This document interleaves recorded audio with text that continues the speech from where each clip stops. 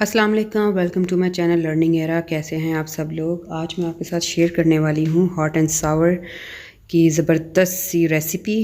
آپ کو پتہ ہے سردی میں دو ہی چیزیں تو ہوتی ہیں جو شوق سے کھائی پی جاتی ہیں، ایک تو سوپ ہوتا ہے اور دوسری ہماری فش۔ انشاءاللہ فش کی ریسیپی بھی میں شیئر کروں گی۔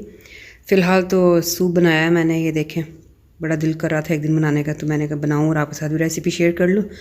بالکل ریسٹورنٹ سٹائل بنا ہے اس کا ٹیسٹ، اور بہت پسند آیا تھا۔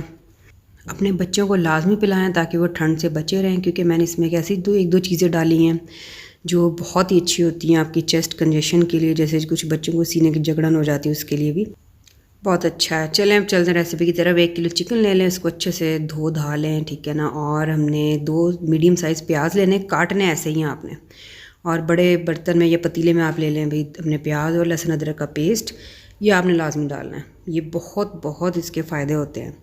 اور تھوڑی دیر ہم نے اس کو 15 منٹ تک اس کو ابال دلا لینا، یہ دیکھیں۔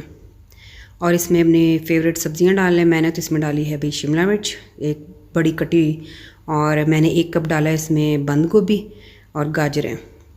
اس طرح بچوں کے پیٹ میں سبزیاں بھی جائیں گی، چکن بھی جائے گا، نخرے نہیں ہوں گے۔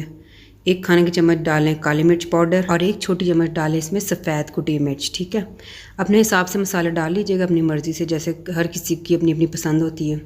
تو میں نے اس میں 2 کھانے کی چمچ سویا سوس، چلی سوس، اور میں نے سرکہ ڈالا تھا، اور میں نے 1 چمچ کھانے کی ڈالی اس میں چینی کی، اور 1 کھانے کی چمچ ڈالی اس میں نمک، ٹھیک ہے۔ باقی آپ کی اپنی مرضی ہے، اپنے حساب سے اپنے مسالے ڈالیں۔ کچھ لوگ پھیکا پسند کرتے ہیں، کچھ لوگ تھوڑا اسپائسی سا، ان کو سوپ اچھا لگتا ہے تیز مرچوں والا۔ جو چکن ابلی ہوئی تھی اس کو میں نے شریڈ کر لیا تھا، ہڈیاں میں نے الگ کر لی تھی۔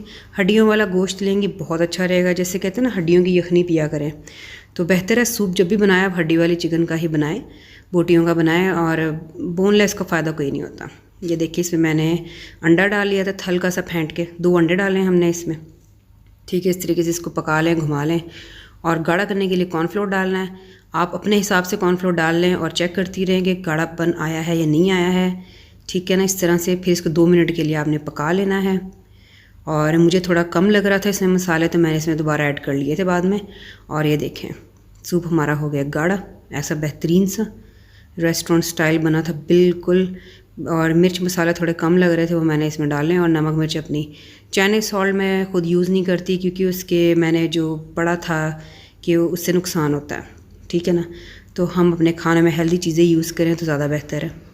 بڑا ہی زبردست تیار ہوا ہے، یہ دیکھیں اس طریقے سے پئیں، سب کو پلائیں، اور اپنی صحت کا خیال رکھیں، سردیوں میں بچے رہیں، اپنے آپ کو بچائیں، اپنے بچوں کو بچائیں، اپنا خیال رکھیے گا۔ میرا چینل سبسکرائب کریے گا۔ اللہ حافظ۔